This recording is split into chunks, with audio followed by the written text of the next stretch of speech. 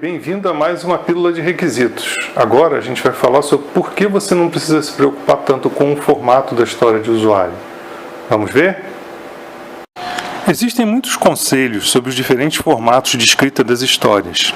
Alguns dizem para colocar o valor de negócio primeiro, focando em entregar um valor para ele.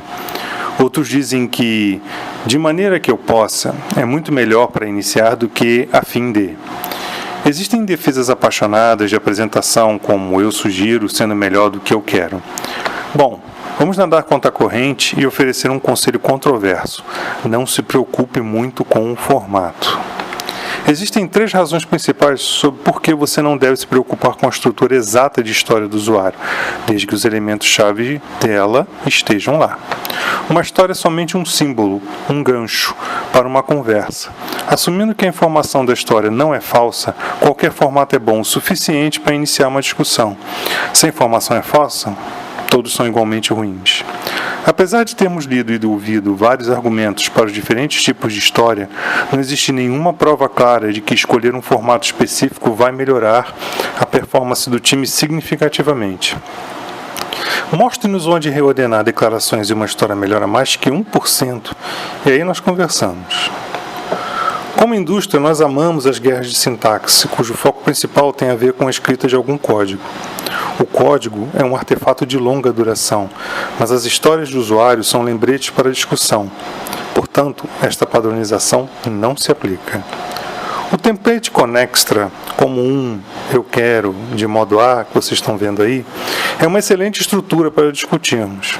Ele propõe um entregável e coloca em contexto o benefício para o stakeholder, o que ajuda muito na discussão. Tanto quanto a história estimula uma boa discussão, serve também a um propósito. Escreva o que precisa de alguma forma e por que precisa disso. E faça algo mais interessante com o resto do seu tempo do que preencher um template, só porque você tem que fazer isso. É interessante experimentar diferentes formatos para ver o que surge durante a discussão. Por exemplo, dê nome às suas histórias logo, adicione os detalhes depois. Evite falar de soluções óbvias. Pense em que mais de um stakeholder pode estar interessado no item, inclusive isso pode significar ter de dividir a história. Use uma imagem ao invés de palavras. Faça uma pergunta. Saia do template e tente formatos diferentes que ajudem a agitar a discussão.